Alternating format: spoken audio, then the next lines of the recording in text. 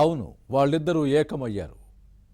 ఎన్నికల ముందు ఆ నియోజకవర్గ టీడీపీ టికెట్ కోసం పోటీపడి కత్తులు దూసుకున్న నేతలు ప్రస్తుతం సఖ్యతగా వ్యవహరిస్తున్నారు. విగ్రహాల విషయంలో నిగ్రహం కోల్పోయి విమర్శించుకున్న వారు ఇప్పుడు వరుసగా ఆవిష్కరిస్తూ ఔరా అనిపిస్తున్నారు. దీంతో ఇద్దరి అనుచరులు, అభిమానులు సంతోషం వ్యక్తం చేస్తూ ఉంటే ఈ ఐక్యత ఎంతకాలం అంటూ ప్రత్యర్థులు కూని రాగాలు తీస్తున్నారు. ఇంతకీ ఎవరా నేతలు, ఏ నియోజకవర్గం, ఏ పార్టీ?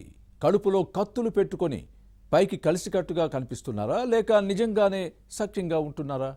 విగ్రహావిష్కరణలకు హాజరవుతున్న ఓ నేత అధికార కార్యక్రమాలకు దూరంగా ఉండడాన్ని ఏ విధంగా చూడాలి? Was this inside story?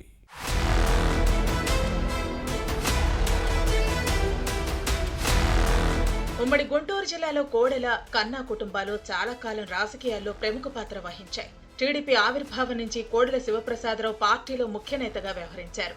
ఇక కాంగ్రెస్ లో చాలా మంది ఉద్దండులున్న కన్నా లక్ష్మీనారాయణ జిల్లాలో తనదైన ముద్ర వేసుకున్నారు. రాష్ట్ర విభజన ముందు వరకు ఇద్దరు నేతలకు అస్సలు పొసిగేది కాదు.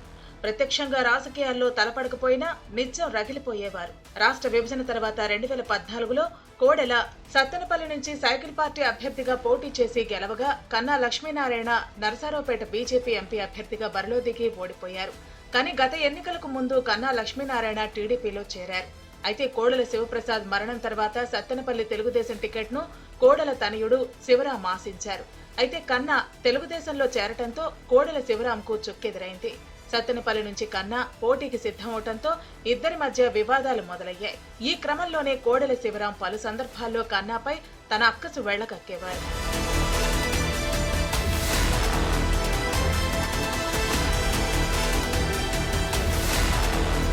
అయితే కన్నా లక్ష్మీనారాయణ, కోడెల శివరాం సత్తెనపల్లి టీడీపీ టికెట్ కోసం పోటీ పడటంతో సమస్య వచ్చింది. శివరాం భవిష్యత్తుకు చంద్రబాబు భరోసా కల్పించి పార్టీలో పదవి ఇవ్వటంతో శాంతించారు. సత్తెనపల్లి టీడీపీ ఎమ్మెల్యేగా కన్నా గెలిచిన తర్వాత ఇద్దరి మధ్య విభేదాలు తలెత్తాయి. అయితే కన్నా టీడీపీలో చేరకముందు నుంచే తన తండ్రి కోడెల శివప్రసాద్ పేరును చెరిపివేసే ప్రయత్నాలు చేశారన్న విమర్శల విషయాన్ని శాసనసభ్యుడు గుర్తుపెట్టుకున్నారు. ఎందుకొచ్చిన గొడవ అనుకున్న కన్నా లక్ష్మీనారాయణ సత్తెనపల్లి నియోజకవర్గంలో కోడెల పేరు వినపడేలా చేస్తూ విగ్రహాలు ఏర్పాటు చేయిస్తున్నారు. ఈ విషయంలో కొన్ని చోట్ల వివాదాలు తలెత్తినా శాసనసభ్యుడు సామరస్యంగా పరిష్కరించారు. దీంతో భీమవరంలో కోడెల ఫ్లెక్సీ తొలగింపు, రుద్రవరంలో విగ్రహ వివాదం సమసిపోయాయి. ఇక అప్పటి నుంచి కన్నా లక్ష్మీనారాయణ, కోడెల శివరాం మధ్య సఖ్యత కుదిరిందన్న ప్రచారం జరుగుతోంది.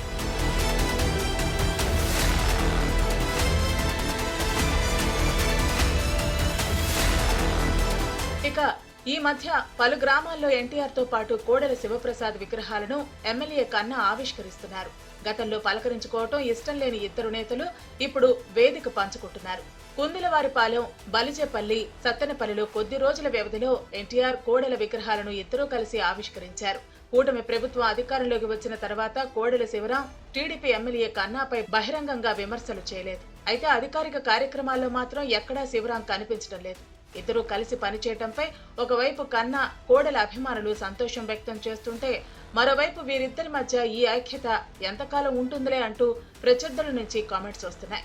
అయితే రెండు బలమైన రాజకీయ కుటుంబాలు కలిసిమెలిసి పనిచేయటం టీడీపీ క్యాడర్లో జోష్ నింపుతోంది. సత్తెనపల్లి నియోజకవర్గ తెలుగుదేశంలో భవిష్యత్ పరిణామాలు ఎలా ఉంటాయో చూడాలి.